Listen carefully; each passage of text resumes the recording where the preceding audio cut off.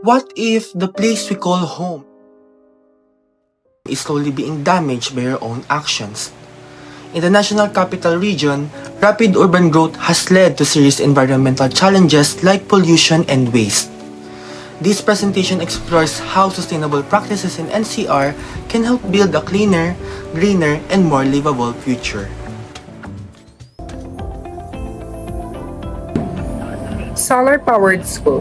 Imagine a school powered by the sun. Solar-powered schools are becoming an important sustainability initiative in the Philippines because they provide clean, renewable energy while reducing electricity costs. Makati City has promoted renewable energy and sustainable infrastructure as part of its climate action efforts. Beyond lowering carbon emissions, these schools also teach students the value of responsible energy use and environmental stewardship. By investing in solar energy, schools contribute to a greener future while supporting SDG 7, affordable and clean energy, and SDG 13, climate action. Transform waste into sustainable community gains. Waste to resource. Initiatives shows that waste can become an opportunity rather than a problem.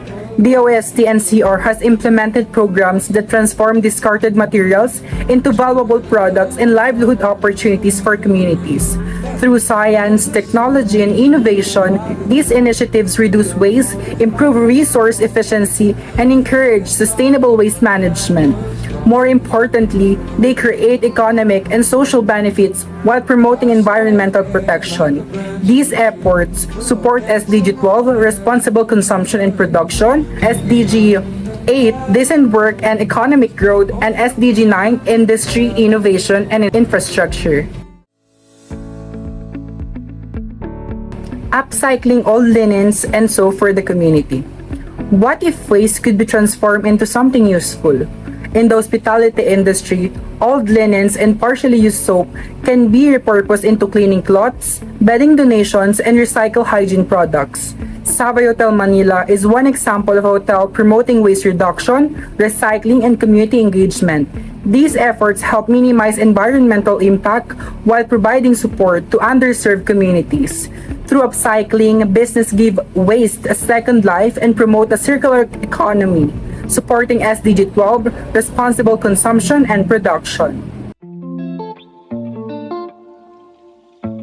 Metro Manila is becoming more sustainable through green initiatives and innovation that support the United Nations Sustainable Development Goal or SDG.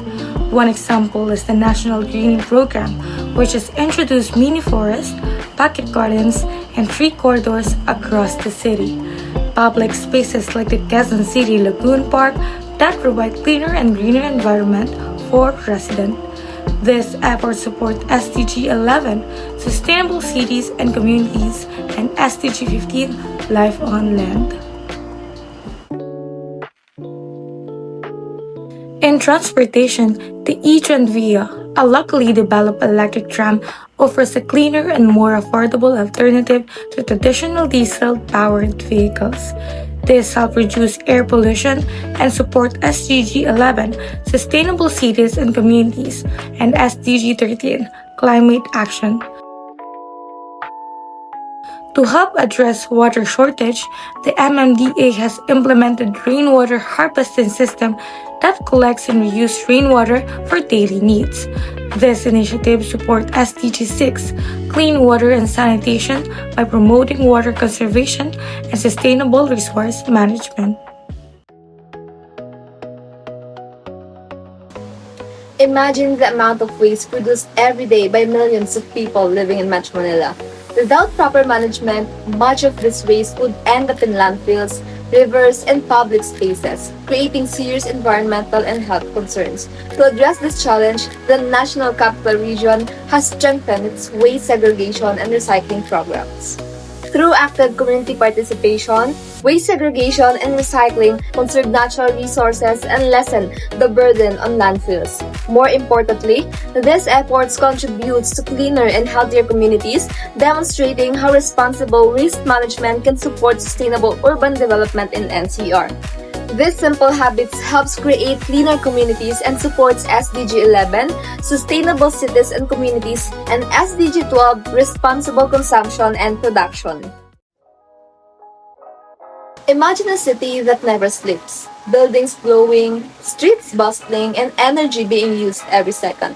In the NCR, meeting this growing demand means finding smarter and cleaner solutions. That's why LED streetlights, energy-efficient technologies, and solar panels are becoming part of everyday life.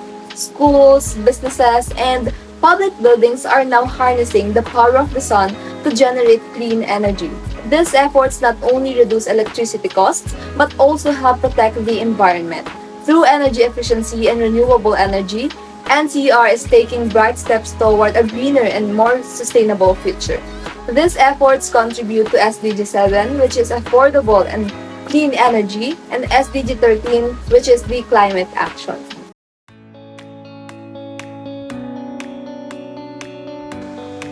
Beyond the busy streets and towering buildings of NCR, the region continues to practice ecotourism and heritage conservation to protect its rich cultural and environmental treasures. Historical landmarks, museums, parks, and cultural sites are regularly maintained through restoration projects, environmental education programs, and responsible tourism initiatives.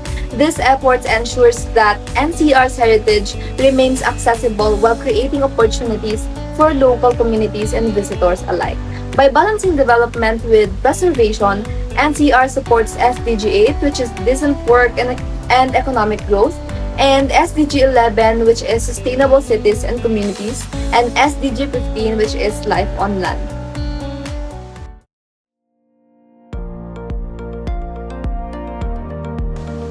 Think about how many plastic bags, straws, and disposable containers are used every day in a highly urbanized region like Metro Manila. While these items may be convenient, they often become waste that pollutes waterways, clogs drainage systems, and harms the environment.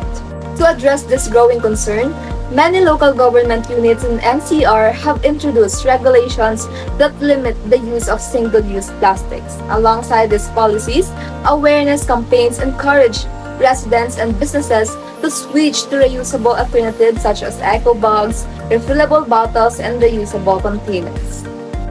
Although these changes may seem small, their impact can be significant. By reducing plastic waste, communities help protect ecosystems, improve waste management, and create cleaner surroundings. These efforts demonstrate how individual actions and government initiatives can work together to build a more sustainable NCR.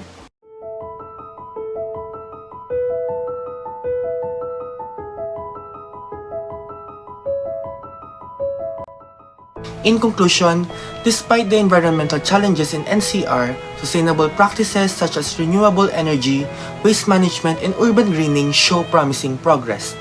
With continuous effort and strong collaboration among communities, government, and organizations, NCR can achieve a cleaner, more sustainable, and resilient future for generations to come.